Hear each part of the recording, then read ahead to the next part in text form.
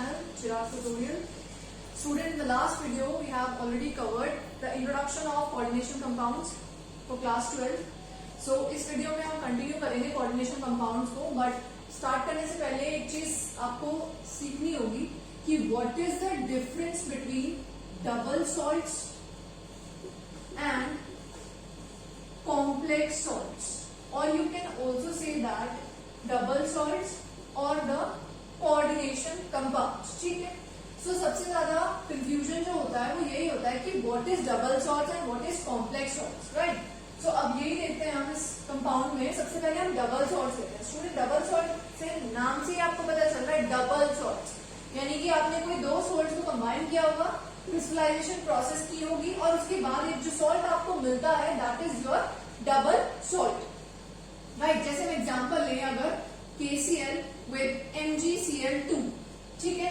अगर हम इन दोनों को कंबाइन करें और क्रिस्टलाइजेशन प्रोसेस करके इनको एक साथ डबल सॉल्ट बनाने की कोशिश करें तो हमें जो कंपाउंड मिलता है वो हमें ये मिलता है KCl MgCl2.6H2O. ये हमें कंपाउंड देखने को मिलता है, राइट. सो इस तरह क्रिस्टलाइजेशन प्रोसेस से जो आपको ये मिला है ये आपका क्या कहलाता है, डबल सॉल्ट कहलाता है, जो आपको यहाँ पे लिखा हुआ दिख रहा है, ठीक है. अगर हम डबल सॉल्ट को क्या कर दें, पानी के अंदर डिसॉल्व कर दें, तो एज यू ऑल नो कि जब भी कभी किसी सॉल्ट को पानी के अंदर डिसॉल्व किया जाता है तो वो अपने आयंस में टूट जाता है. ऐसा ही केस होगा डबल सॉल्ट्स के भी साथ, यानी वो अपने के आयंस में, के पॉजिटिव आयंस में, क्लोराइड आयंस में, मैग्नीशियम आयंस में टूट जाएगा, राइट. तो वो किस तरह के आयंस हमें देगा, के पॉजिटिव आयंस हमें मिलेंगे, नेक्स्ट हमें क्लोराइड आयंस मिलेंगे, फिर हमें Mg+2 के आयंस मिलेंगे और हमें 2Cl नेगेटिव आयंस मिलेंगे. यानी कि डबल सॉल्ट को वाटर के अंदर अगर आप डिसॉल्व कर देते हैं तो वो अपने अपने आयंस में डिसोसिएट हो जाता है, ठीक है. That is the property of double salts.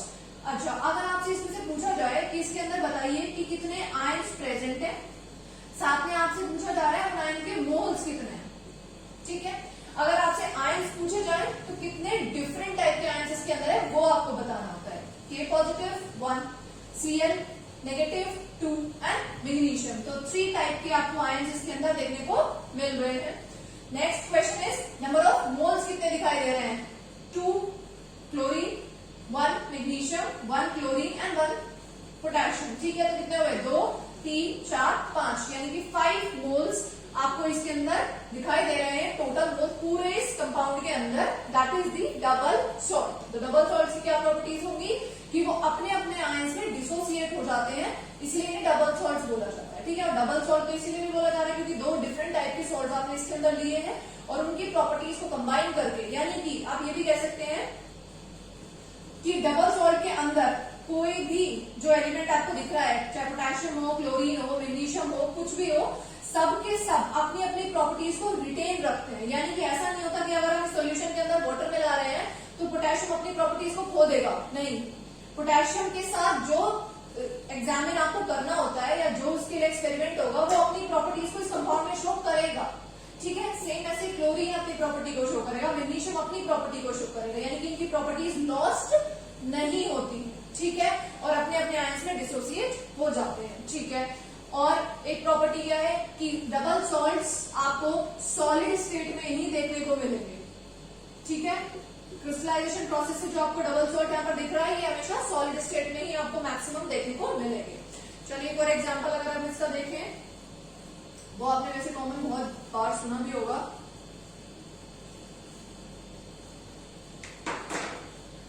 ठीक है, अगर हम FeSO4, ठीक है, को कंबाइन करें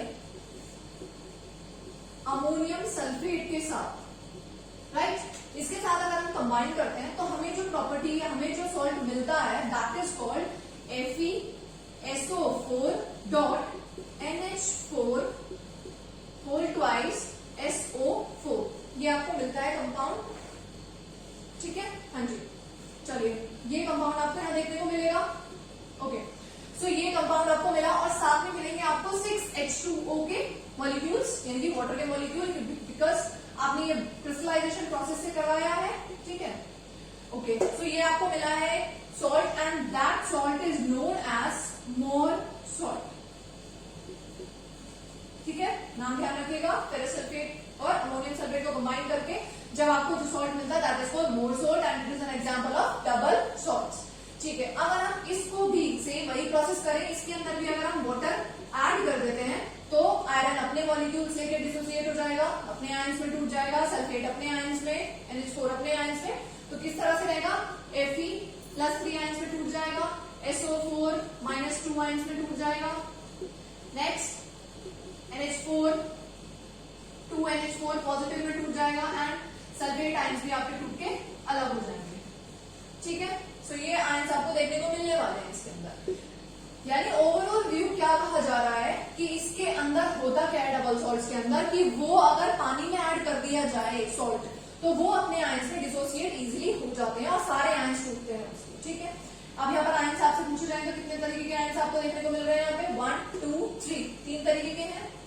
मोल्स बताइए कितने हैं इसके, 2 3 4 एंड 5, तो 5 मोल्स आपको यहाँ पर देखने को मिलते हैं। डबल सॉल्ट का ही एक और एग्जांपल है आपका पोटाश एलम,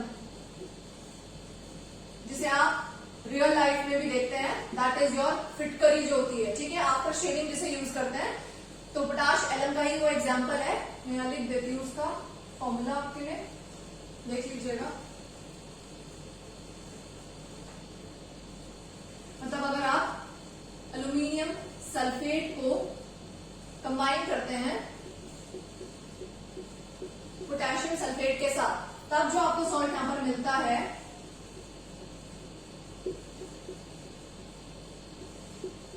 H2O के साथ, that is your none other than potash alum. ये जो कंपाउंड आपको यहाँ पर देखने को मिल रहा है that is your potash alum. ठीक है, सो दीज, अब इसका भी क्या करें, इसको भी अगर हम पानी के अंदर डिसोसिएट करने की कोशिश करें, पानी के अंदर डिसॉल्व करें और इनके आयंस को डिसोसिएट होने के लिए अलाउ करें, तो वो एल्यूमिनियम आयंस में, पोटेशियम आयंस में और सल्फेट आयंस में टूट के अलग हो जाएंगे। यानी कि आसानी से अपनी प्रॉपर्टीज लूज नहीं करते और अपने अपने आयंस में डिसोसिएट हो जाते हैं। That is the properties of double salts. चलिए ठीक है, इतना समझ आता है। आते हैं कॉम्प्लेक्स सॉल्ट्स पे।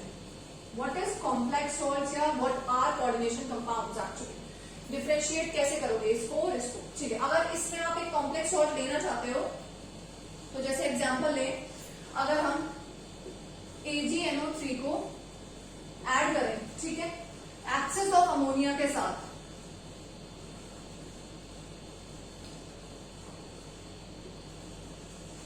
यानी हम अमोनिया की रिएक्शन करा रहे हैं और अमोनिया हम यूज कर रहे हैं एक्सेस में।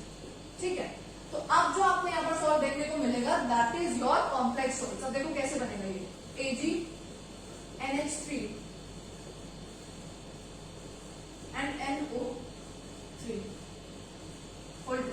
ये, तो यानी कि आपको ये मिल गया। ठीक है, करा तो हमने भी इसमें यही है कि आपने सॉल्ट लिया और उसमें कंबाइन किया अमोनिया को उसके साथ। ठीक है, अब इसमें होता क्या है कि इसमें एक आपको मेटल आयन लेना होता है, ठीक है, साथ में एक लिगेंड लेना होता है, तब जो कंबाइन करके आपका एक सॉल्ट बनता है that is your complex salt. ठीक है, तो अब वही काम जो हमें यहाँ पे किया था कि हम वाटर ऐड कर रहे थे और देख रहे थे वो डिसोसिएट हो रहा है अपने आयन से, वही काम हम यहाँ पे करेंगे। तो होगा क्या, होगा ये कि अगर जैसे ही आप इसके अंदर वाटर ऐड करोगे तो जो AgNH थ्राइस ये है, ये क्या होगा, ये डिसोसिएट अलग हो जाएगा और NO3 माइनस अलग डिसोसिएट होगा। अब देखो इससे क्या समझ आता है, यानी कि ये जो स्फेयर आपको दिख रहा है, ठीक है, ये sphere, this is called coordination entity या फिर कोऑर्डिनेशन स्फेयर। ठीक है, इस स्फेयर के अंदर जो भी कंपाउंड दिख रहा है आपको, जो भी मेटल दिख रहा है, जो भी लिगेंड दिख रहा है, टर्मिनोलॉजीज कराएंगे, बट अभी देखो जो इस ब्रैकेट के अंदर आपको वैल्यू दिख रही है, ब्रैकेट के अंदर आपको जो भी टर्म, जो भी मेटल लिखा हुआ दिखाई दे रहा है विद लिगेंड, वो एज इट इज अपने आयंस में आगे टूटा है। यानी कि इसके अंदर से सिल्वर अलग नहीं हुआ, अमोनिया के आयंस अलग नहीं हुए, यानी कि ये पूरा पूरा डिसोसिएट नहीं होता।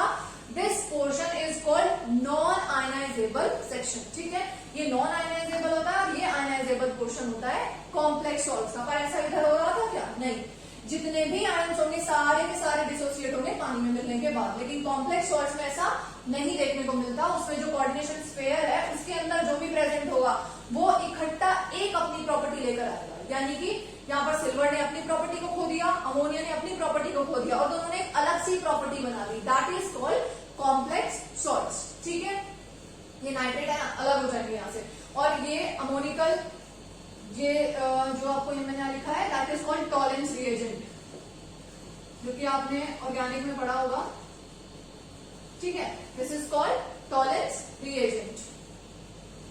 अमोनिकम सिल्वर नाइट्रेट इसका common name, IUPAC name है, बट टॉलेंस रिएजेंट इसका कॉमन नेम है, जो कि आप एलियाइड वाले चैप्टर में पढ़ेंगे, ठीक है। डिस्टिंग्विश करने के लिए टॉलेंस रिएजेंट और टेलिंग सॉल्यूशन को पढ़ते हैं। So this is the Tollens reagent. तो ये होता है आपका कॉम्प्लेक्स सॉल्ट्स, जो कि आयंस में डिसोसिएट तो होगा, लेकिन ये कोऑर्डिनेशन स्फीयर के अंदर जो भी होगा वो डिसोसिएट अलग से नहीं होता है, ठीक है। चलो जी, अगर हम और एग्जांपल इसका देखें तो देखो, कोबाल्ट,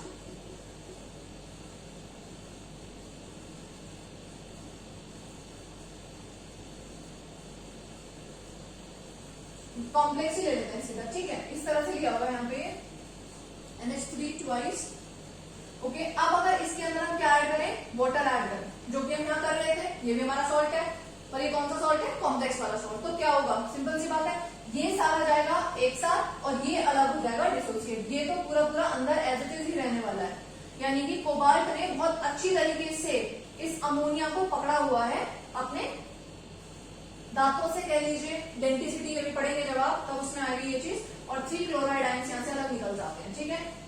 ये इस तरह से रहेगा। तो यानी ये जो पार्ट डिसोसिएट नहीं हुआ है अलग से, that is called non ionisable part, and that is ionisable part of complex salts, ठीक है।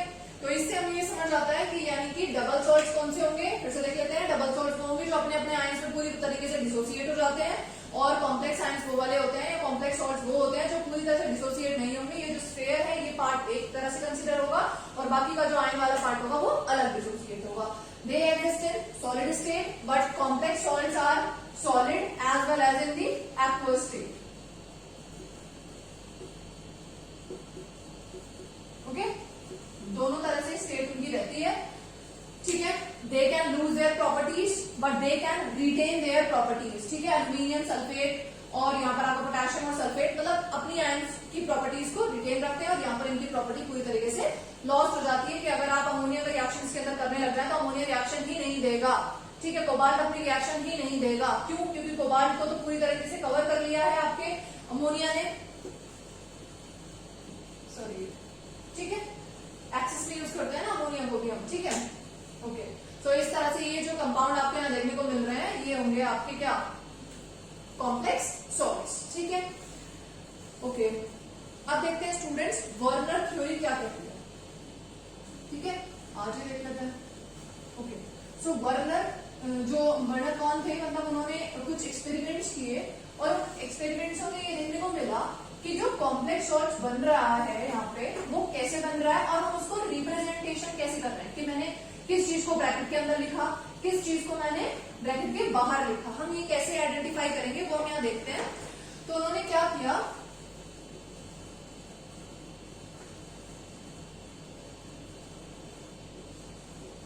एल्फ्रेड वर्नर एक साइंटिस्ट थे, उन्होंने कुछ अपने पोस्टुलेट्स दिए अबाउट द कोऑर्डिनेशन कंपाउंड्स पे, ठीक है। उन्होंने क्या बोला, उन्होंने ये बोला कि जैसे अगर उन्होंने बहुत सारे एक्सपेरिमेंट्स करे, कंबाइन करे काफी सारे कंपाउंड्स। उन्होंने क्या करा, कोबाल्ट क्लोराइड की रिएक्शन अगर उन्होंने बोला था कि कोबाल्ट क्लोराइड की रिएक्शन अगर मैं अमोनिया के साथ करा देता हूं तो उन्हें जो कॉम्प्लेक्स यहाँ पर मिल रहा था वो मिल रहा था कोबाल्ट क्लोराइड, ठीक है, और यहाँ पर उन्हें अमोनिया मिल रहा था। अब उन्होंने अमोनिया थोड़ा एक्सेस में यूज किया था, ठीक। फिर उन्होंने इसकी रिएक्शन AgNO3 के साथ करी, तो उन्हें क्या देखने को मिलता है, उन्हें मिलता है यहाँ पर 3AgCl का precipitate that is of white colour, white colour का प्रेसिपिटेट उन्हें मिला सिल्वर क्लोराइड, ठीक। अब उन्होंने ये चीज देखी कि ऐसा क्या हुआ होगा कि सिर्फ और सिर्फ यहाँ पर देखो कोबाल्ट भी है, क्लोराइड भी है और अमोनिया भी है, लेकिन सिर्फ सिल्वर की रिएक्शन क्लोराइड से ही हो पाई और क्लोराइड ही अपने आप आयन में डिसोसिएट होकर व्हाइट प्रेसिपिटेट दे रहा है, यानी ना तो अमोनिया टूटा और ना ही कोबाल्ट उससे अलग हुआ। इससे उन्हें ये एनालाइजेशन करा, उन्होंने एनालाइज करके उन्हें ये निकल के आया सामने कि कोबाल्ट जो था उसके साथ जो क्लोरीन यहाँ पर दिख रहा है वो एक्चुअली उसके साथ है ही नहीं, ठीक है। मतलब कोबाल्ट जो है क्लोरीन से डायरेक्टली लिंक था ही नहीं। डायरेक्टली कौन लिंक है उसके साथ, जो उससे डिसोसिएट नहीं हुआ, जो उस स्फीयर के अंदर आएगा, सिंपल बात यही आती है, ठीक। तो यहाँ पर हमें ये चीज देखने को मिलती है कि जो कोबाल्ट है क्लोरीन से लिंक नहीं है, वो डायरेक्ट अमोनिया से लिंक है, तभी उन दोनों का जो डिसोसिएशन है वो नहीं हुआ और क्लोरीन निकल के बाहर आ गया, क्लोरीन आयंस की तरह टूट गया है बाहर। तो उन्होंने इसका रिप्रेजेंटेशन जो बताया, उन्होंने बताया 6 अमोनिया ले लीजिए यहाँ पे, ठीक है। तो उन्होंने क्या बोला कि हम इसको कैसे रिप्रेजेंट कर सकते हैं, उसका तरीका क्या होगा कि कोबाल्ट को लीजिए यहाँ पे, that is called central metal ion, ठीक है, और जो उससे डायरेक्टली लिंक है वो उसी के साथ दिखाइए यहाँ पे इस तरह से, ठीक है। अब ये दोनों एक साथ थे, तभी इन दोनों में से कुछ भी बाहर निकल के आपको दिख नहीं रहा है यहाँ पे, और साथ में जो क्लोराइड आयंस हैं Cl3 वो यहाँ पर ऐसे 3Cl की फॉर्म में दिखाई देंगे इस तरह से। तो ये जो कॉम्प्लेक्स आपको यहाँ देखने को मिल रहा है that is the coordination compound, और ये रिप्रेजेंटेशन बताया था एल्फ्रेड वर्नर ने कि कैसे आप इसको रिप्रेजेंट कर सकते हैं, दिखा सकते हैं, ठीक है। This is called coordination sphere, that is your central metal ion, this is the ligand, this is coordination number, अभी ठीक सीखेंगे आप, and that is the counter ion या फिर एनायन आप इसे कह सकते हैं, ठीक। ये सब इसके अंदर प्रेजेंट होगा। चलो अब देखते हैं एल्फ्रेड वर्नर ने और क्या क्या कहा। उन्होंने सबसे पहली बात बोली कि किसी भी कोऑर्डिनेशन कंपाउंड के अंदर सेंट्रल मेटल आयन होना जरूरी है, central metal ion presence is must, ये बहुत जरूरी है। सेंट्रल मेटल आयन नहीं होगा तो लिगेंड किसके साथ जुड़ेगा, ठीक। दूसरी बात उन्होंने क्या बोला कि सेंट्रल मेटल आयन, या फिर मेटल ही लिख सकते हैं सीधा हम,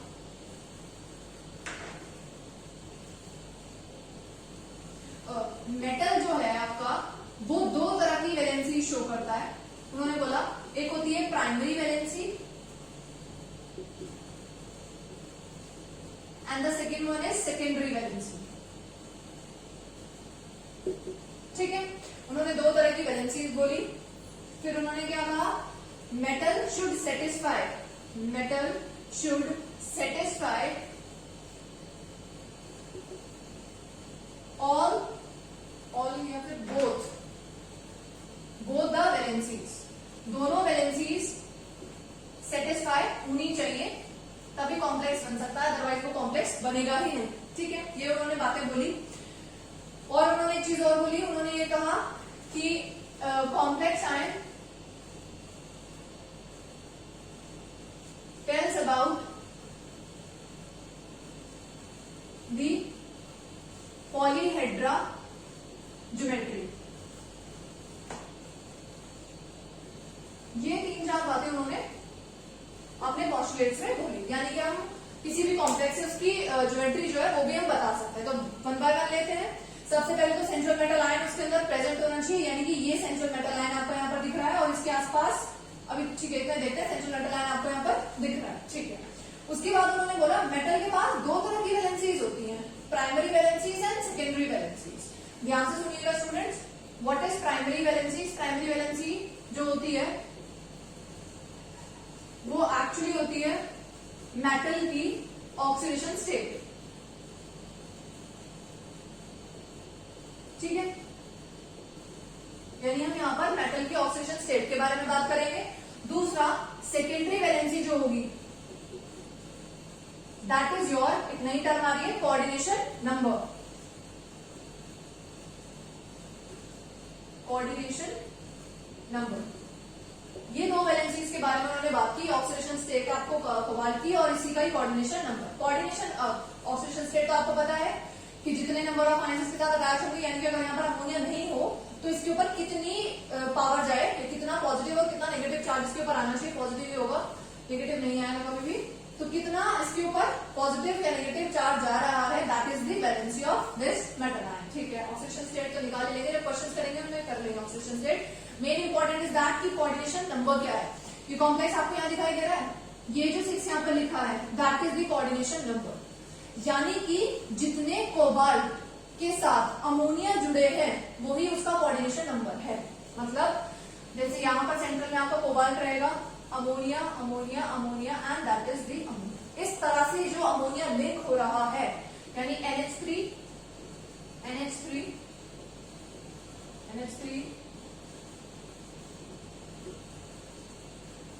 ये जो अमोनिया आयंस यहाँ पर प्रेजेंट है with their lone pair coordination bond बन रहा है ना, so that is why you have to represent with the arrow, ठीक है, इस तरह से बताना होता है बॉन्ड। अच्छा, तो ये जो आपके आसपास, इसके मेटल के आसपास जितने नंबर ऑफ लिगेंड जुड़े होते हैं, that is called the coordination number, ठीक है। यहाँ पर कितने दिखाई दे रहे हैं आपको? 6, तो इसका कोऑर्डिनेशन नंबर कितना हो जाएगा? 6, ठीक है, that is the coordination number. उसके बाद उन्होंने बोला कि metal should satisfy both the valencies, दोनों वैलेंसी इस एक कंपाउंड में सेटिस्फाई होनी चाहिए, अदरवाइज वो कॉम्प्लेक्स आयन नहीं कहलाएगा। यानी कि 6 अगर आपने लिख दिया है तो 6 होने चाहिए एक्चुअली जुड़े हुए उसके साथ, ठीक है। ऑक्सीडेशन स्टेट अगर इसकी 3 आ रही तो वो पता होना चाहिए आपको कैसे आ रही है, राइट, क्योंकि अमोनिया तो हो जाएगा आपका न्यूट्रल और क्लोराइड एंटीन है तो इसकी कोबाल्ट +3 आ जाएगी ऑक्सीडेशन स्टेट। चलिए यहाँ देखते हैं complex ion tells us about the geometry, ठीक है। पॉलीहाइड्रा ज्योमेट्री के बारे में हमें बताता है कौन? हमारा कॉम्प्लेक्स का स्ट्रक्चर्स, ठीक है। देखते हैं किस तरह से बताता है। बताने का तरीका क्या है कि यानी कि ये किस तरह से लिंक है, यानी AB6 की फॉर्म में आपको दिखाई दे रहा है ना। A क्या हो गया आपका? मेटल, और अमोनिया क्या हो गया आपके? B, ठीक है। तो हम कैसे कह सकते हैं कि यहाँ पर A हमारा सेंट्रल मेटल आयन है और ये इस तरह से प्रेजेंट है इन द फॉर्म ऑफ, कौन सी शेप हो गई है? ऑक्टाहेड्रल, ठीक है। मैक्सिमम आपको ऑक्टाहेड्रल और टेट्राहेड्रल ही मिलेंगे, बट ट्राइगोनल बाइपिरामिडल भी कभी कभी मिल जाता है। ये तो होती है octahedral with the coordination number 6 and, और आपकी होती है tetrahedral that is with coordination number 4। तो इन शेप्स के बारे में भी हमें कहां से मिला था पता? टेट्राहेड्रल। इन शेप्स के बारे में भी हमें किसने बताया? एल्फ्रेड वर्नर ने, कि हमें ज्योमेट्री भी मिल जाती है देखने को कॉम्प्लेक्स आयन की स्ट्रक्चर की हेल्प से, ठीक है। So this is all about the coordination compound for today, students. Continue करेंगे next video में. Till then, keep safe and keep watching. Like the video, subscribe the channel. Thank you so much.